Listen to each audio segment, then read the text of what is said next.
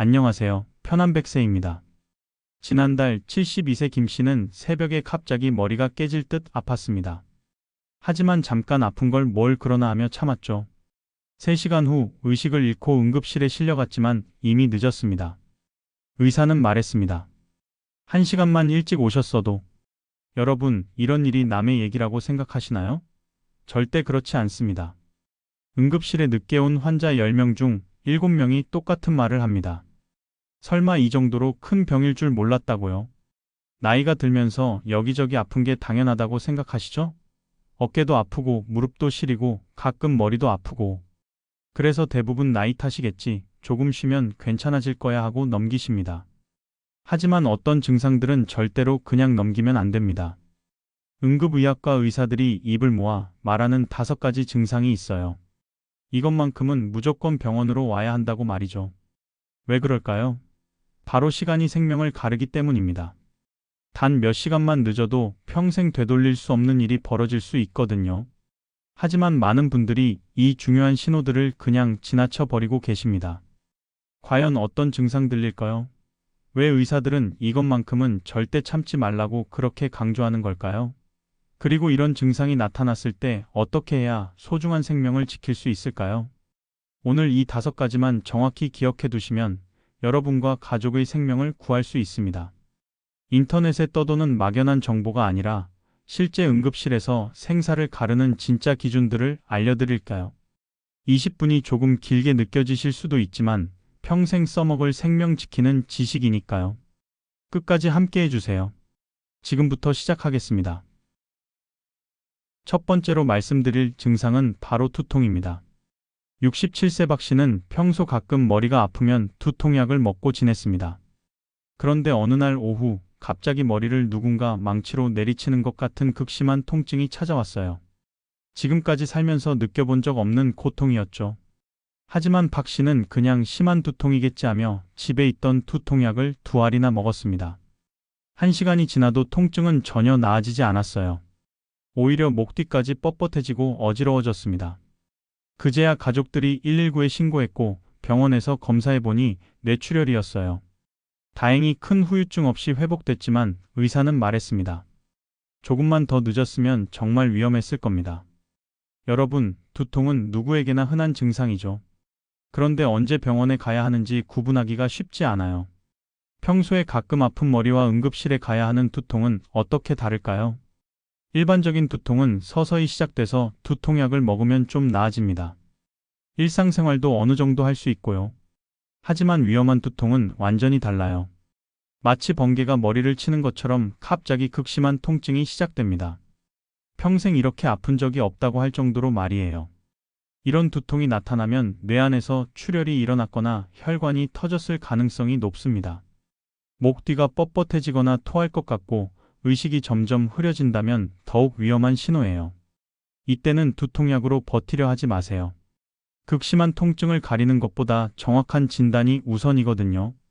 참기 힘들어도 약 대신 즉시 119에 신고하셔야 해요.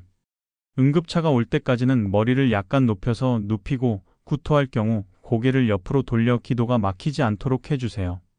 움직이거나 흔들리면 뇌에 더 안 좋은 영향을 줄 수 있으니까요. 기억하세요. 평생 처음 느끼는 극심한 두통이라면 그냥 넘기지 마시고 바로 병원으로 가셔야 합니다. 두 번째로 말씀드릴 증상은 가슴과 관련된 신호입니다. 74세 이 씨는 어느 날 저녁 TV를 보다가 갑자기 가슴이 답답해졌습니다.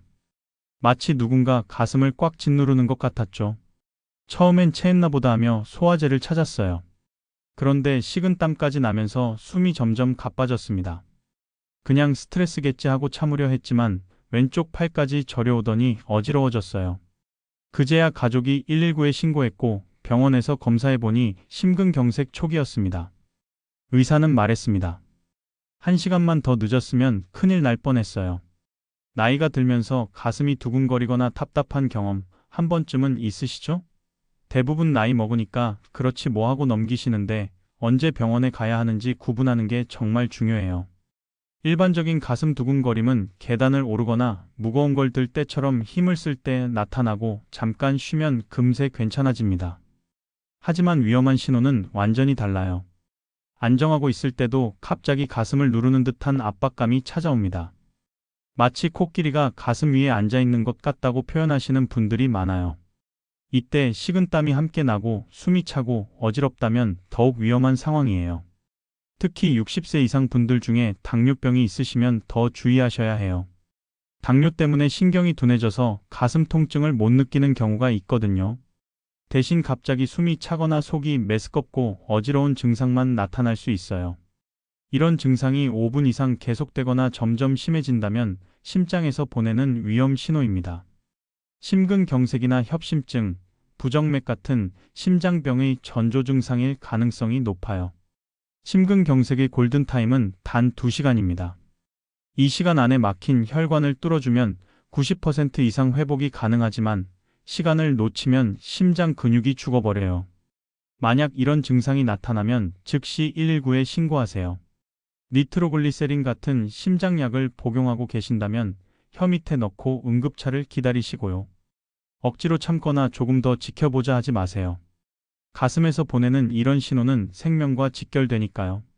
세 번째로 말씀드릴 증상은 숨과 관련된 신호입니다.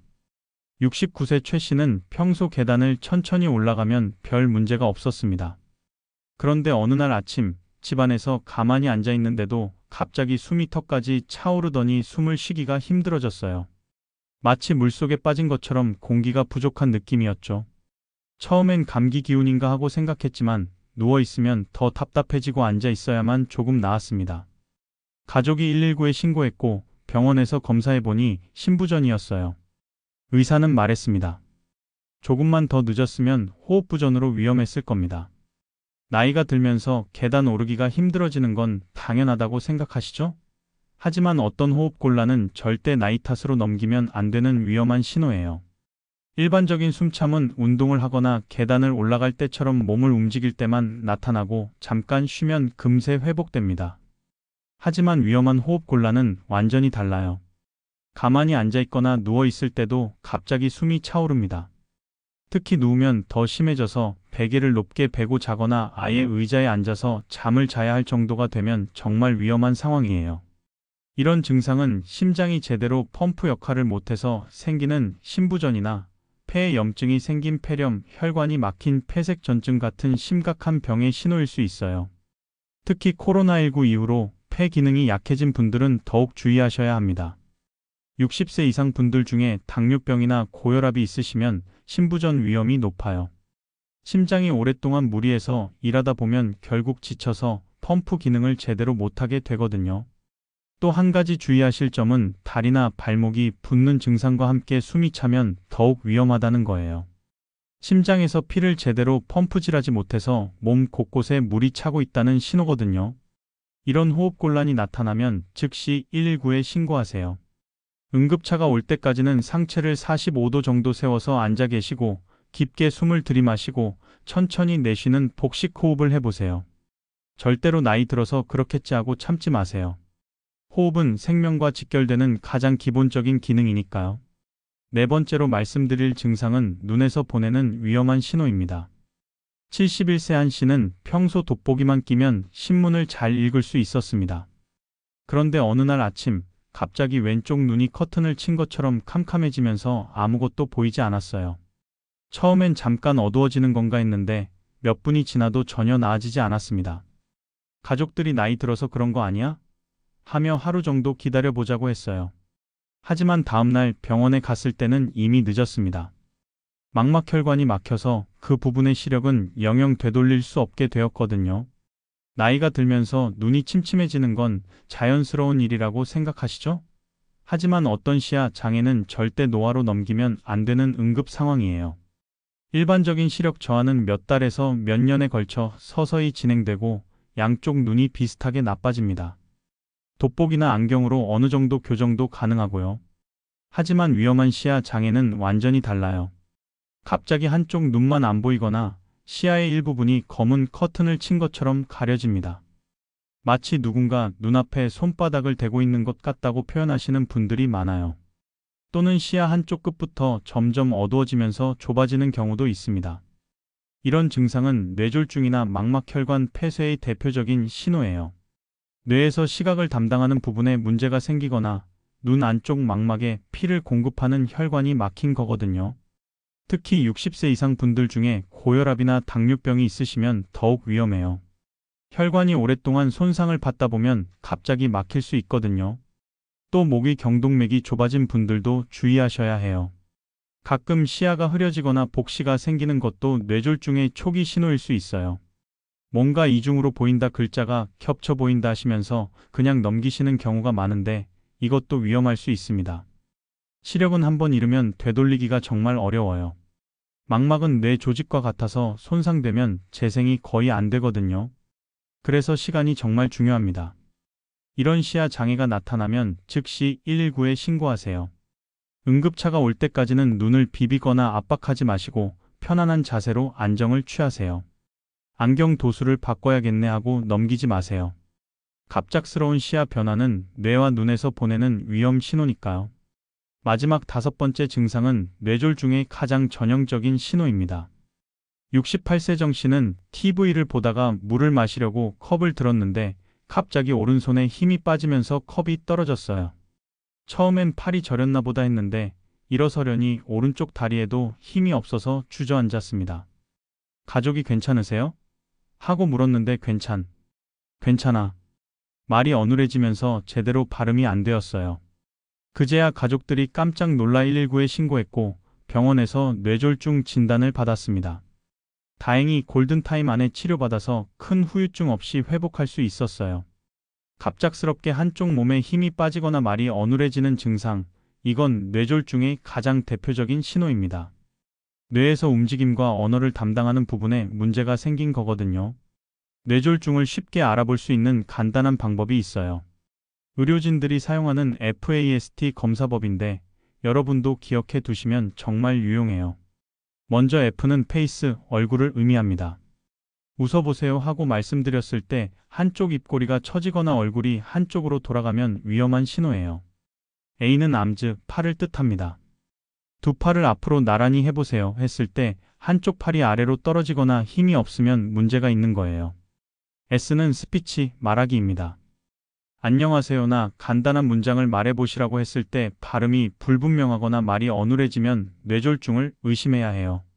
마지막 T는 타임, 시간입니다.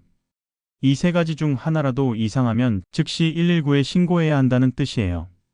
이런 증상들은 보통 갑자기 나타나고 한쪽에만 생기는 게 특징이에요. 갑자기 젓가락질이 안 되네, 신발끈을 못 묶겠네, 말이 꼬이네, 이런 식으로 시작되는 경우가 많아요. 뇌졸중의 골든타임은 3시간에서 4시간 30분입니다. 이 시간 안에 막힌 혈관을 뚫어주는 치료를 받으면 90% 이상 회복이 가능해요. 하지만 6시간을 넘기면 뇌세포가 죽어서 평생 장애가 남을 수 있습니다. 그래서 조금 더 지켜보자, 하룻밤 자고 나면 나아지겠지 하고 기다리면 절대 안 돼요. 뇌세포는 한번 죽으면 다시 살아나지 않거든요. 응급차가 올 때까지는 환자를 편안하게 눕히고 의식이 있다면 머리를 약간 높여주세요. 토할 수 있으니 고개를 옆으로 돌려서 기도가 막히지 않도록 해주시고요. 기억하세요. 갑작스러운 마비나 언어장애는 뇌에서 보내는 마지막 경고입니다. 이 신호를 놓치면 정말 돌이킬 수 없는 일이 벌어질 수 있어요. 우리가 오늘 알아본 5가지 증상들 모두 생명과 직결된 중요한 신호들이었습니다. 그럼 이제 실제로 이런 상황이 닥쳤을 때 어떻게 대처해야 할지 막막하실 거예요. 73세 박 씨 가족의 경험을 들어보시죠. 박 씨가 갑자기 가슴을 움켜쥐며 쓰러졌을 때 아들은 당황해서 아버지를 업고 직접 병원으로 가려고 했어요. 하지만 며느리가 119를 불러야 해요. 라고 말렸습니다. 결국 구급차를 불렀고 응급차 안에서 심전도 검사와 응급처치를 받으면서 병원에 도착할 수 있었어요. 이처럼 응급 상황에서는 119를 부를지 직접 병원에 갈지 판단하는 게 정말 중요해요. 언제 119를 불러야 할까요?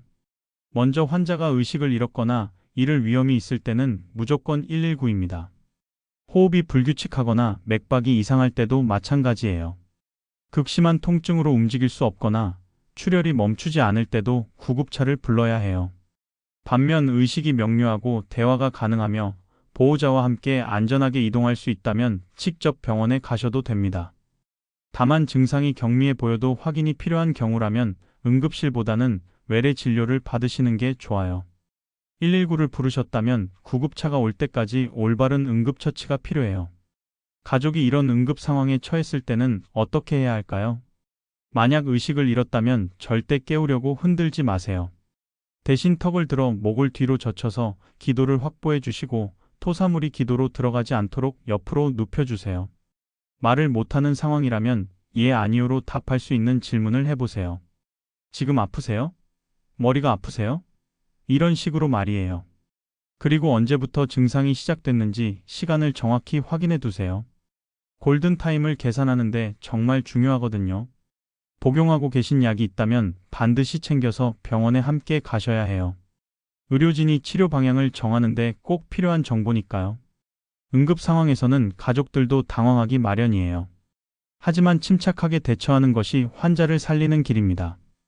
특히 환자가 불안해하고 있다면 괜찮다, 곧 병원에 갈 거야 라고 안심시켜 주세요. 불안감이 증상을 더 악화시킬 수 있거든요. 구급차가 오면 119 대원들에게 정확한 정보를 전달해야 해요. 언제부터 어떤 증상이 시작됐는지, 현재 복용하고 있는 약은 무엇인지, 기존에 앓고 있는 병이 있는지 알려주세요. 만약 니트로글리세린이나 천식 흡입기 같은 응급 약물을 가지고 계신다면 119 대원에게 알려주시고 사용법을 잘 모르시겠다면 대원의 지시에 따라주세요. 무엇보다 중요한 것은 골든타임을 놓치지 않는 것입니다.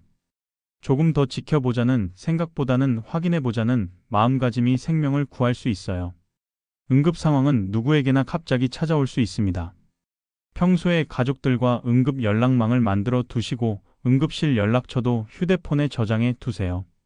그리고 병원에 갈 때 꼭 필요한 것들을 미리 준비해 두시면 더욱 좋겠어요. 병원에 갈 때 꼭 필요한 것들을 미리 준비해 두는 것, 이게 정말 중요해요. 65세 이 씨는 갑작스러운 가슴 통증으로 응급실에 갔는데 신분증도 건강보험증도 없어서 치료가 늦어질 뻔했어요. 다행히 아들이 뒤늦게 가져다줘서 문제없이 치료받을 수 있었지만 그때의 당황스러움을 잊을 수가 없다고 하더라고요. 응급실에 갈 때는 4가지만 꼭 챙기세요. 첫 번째는 신분증입니다. 주민등록증이나 건강보험증이 있어야 병원에서 신원 확인이 가능하거든요. 두 번째는 약물 리스트예요. 평소에 드시는 모든 약을 적어둔 메모나 아니면 약봉지라도 가져가세요. 의사가 치료할 때 어떤 약을 쓸지 말지 정하는데 정말 중요한 정보거든요. 세 번째는 보호자 연락처입니다. 자녀분들이나 가까운 가족의 전화번호를 적어서 지갑에 넣어두시거나 휴대폰에 응급 연락처로 저장해 두세요.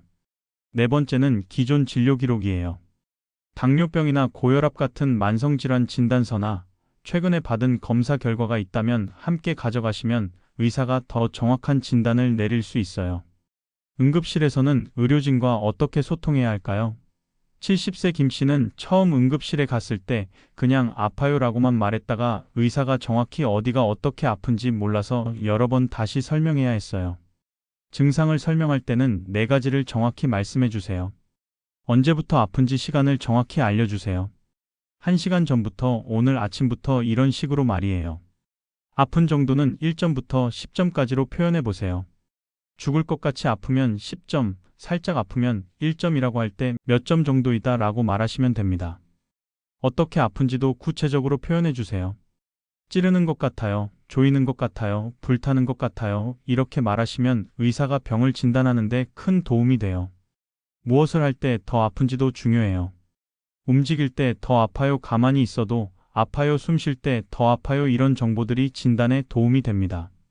과거에 앓았던 병에 대해서도 꼭 말씀해 주세요. 고혈압, 당뇨병, 심장병 같은 만성질환은 물론이고 가족 중에 심장병이나 뇌졸중을 앓은 분이 있다면 그것도 알려주세요. 약물 알레르기가 있거나 어떤 약을 먹고 부작용을 겪은 적이 있다면 반드시 말씀해 주시고요. 최근에 수술을 받았거나 시술을 받은 적이 있다면 그것도 중요한 정보예요. 의료진과 대화할 때는 솔직하고 정확하게 말씀해 주시는 게 가장 좋아요. 창피해서 말 못하겠다, 별일 아닐 것 같은데 이런 생각보다는 작은 것이라도 모두 말씀해 주세요. 응급실은 생명을 구하는 곳입니다. 의료진들도 여러분의 생명과 건강을 지키기 위해 최선을 다하고 있어요. 서로 협력한다면 더 좋은 결과를 얻을 수 있을 거예요. 이제 오늘 배운 모든 내용을 정리해서 여러분이 실생활에서 활용할 수 있도록 마무리해 보겠습니다. 처음에 말씀드린 72세 김 씨 이야기 기억하시나요? 새벽에 극심한 두통이 왔는데 잠깐 아픈 걸 뭘 그러나 하며 참다가 큰일 날 뻔했던 분 말이에요. 김 씨가 만약 오늘 영상을 미리 보셨다면 어땠을까요?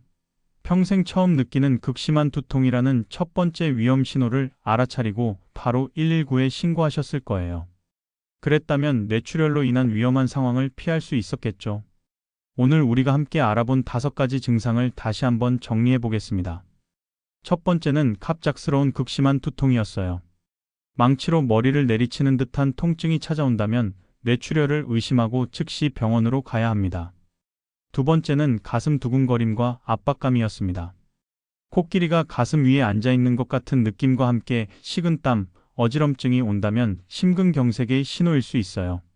세 번째는 갑작스러운 호흡 곤란이었어요. 안정하고 있을 때도 숨이 차고 누우면 더 심해진다면 심부전이나 폐 질환을 의심해야 합니다.